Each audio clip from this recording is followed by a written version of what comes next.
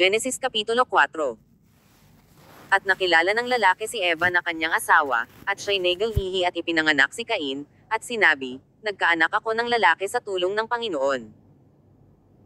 At sa muli ay ipinanganak ang kanyang kapatid na si Abel, at si Abel ay tagapagalaga ng mga tupa, datapwat si Cain ay mangbubukid ng lupa. At nangyari nang lumalakad ang panahon ay nagdala si Cain ng isang handog na mga bunga ng lupa sa Panginoon. At nagdala rin naman si Abel ng mga panganay ng kanyang kawan at ng mga taba ng mga yaon, at nilangap ng Panginoon si Abel at ang kanyang handog. Datapwat hindi nilangap si Cain at ang kanyang handog, at nag-init na mainam si Cain, at namanglo ang kanyang mukha. At sinabi ng Panginoon kay Cain, bakit ka nag-init? At bakit namanglo ang iyong mukha? Kung ikaw ay gumawa ng mabuti, di ba ikaw mamarapatin?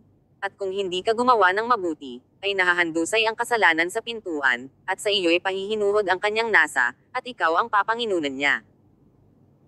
At Yahweh sinabi ni Cain sa kanyang kapatid na kay Abel, at nangyari, nang sila'y nasa parang ay nagtindig si Cain laban kay Abel na kanyang kapatid, at siya'y kanyang pinatay. At sinabi ng Panginoon kay Cain, saan naroon si Abel na iyong kapatid?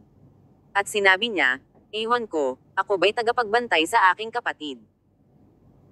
At sinabi niya, anong iyong ginawa? Ang tinig ng dugo ng iyong kapatid ay dumadaing sa akin mula sa lupa. At ngayon sinumpa ka sa lupa na siyang nagbuka ng bibig na tumanggap sa iyong kamay ng dugo ng iyong kapatid. Pagbubukid mo ng lupa, ay di na ibibigay mula ngayon sa iyo ang kanyang lakas, ikaw ay magiging palaboy at hampas lupa sa lupa. At sinabi ni Cain sa Panginoon, ang aking kaparusahan ay higit kaysa mababato ko. Narito, ako'y iyong itinataboy ngayon mula sa ibabaw ng lupa, at sa iyong harapan ay magtatago ako, at ako'y magiging palaboy at hampas lupa, at mangyayari, na sino mang makasumpong sa akin ay papatayin ako. At sinabi sa kanya ng Panginoon, dahil dito'y sino mang pumatay kay Cain ay makapitong gagantihan, at nilagyan ng Panginoon ng isang tanda si Cain, baka siya'y sugatan ng sino mang makakasumpong sa kanya.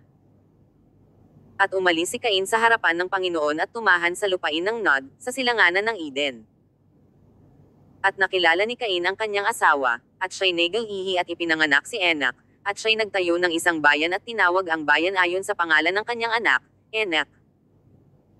At naging anak ni Enoch si Irad, at naging anak ni Irad si Mahujel, at naging anak ni Mahujel si Matusael, at naging anak ni Matusael si Lamak. At si Lamak ay nag-asawa ng dalawa, ang pangalan ng isa'y Ada, at ang pangalan ng ikalawa ay Zila. At naging anak ni Ada si Jabal, na siyang naging magulang ng nangagsisitahan sa mga tolda at may mga hayop. At ang pangalan ng kanyang kapatid ay Jubal, na siyang naging magulang ng lahat na tumutugtog ng alpa at ng flauta. At tungkol kay Zila, ay ipinanganak naman niya si Tubal-Cain na mamamande ng lahat na kagamitang patalim na tanso at bakal, at ang kapatid na babae ni Tubal-Cain ay si Naamah.